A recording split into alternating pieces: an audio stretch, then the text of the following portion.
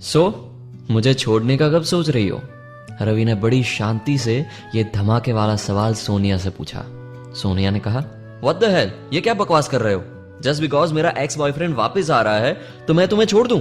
रवि ने कहा, I don't know, पर शायद तो तुम ऐसा ही करोगी ना, क्योंकि कॉलेज के दिनों से तुम्हारा एक ही फैसिनेशन रहा था, to date a dark tall handsome guy, और राहुल में वो सारी खूबियां हैं। सो अब मेरे जैसे नॉर्मल लड़के को तो एग्जिट करनी ही पड़ेगी ना, क्योंकि मैं तुम्हारा सो कॉल्ड बेस्टी जो ठहरा।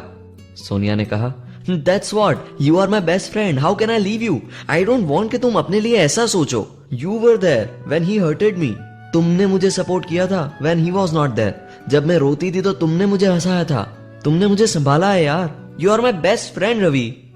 रवि ने थोड़ा हंस के कहा, हाँ वही तो बात है, तुम्हारे लिए मैं सिर्फ एक बेस्ट फ्रेंड हूं, पर मेरे लिए? रवि ने इतना कहा तभी रवि का दोस्त उसके रूम में एंटर हुआ। अबे देवदास, ये अंधेरे में अकेले अकेले किससे बात कर रहा है?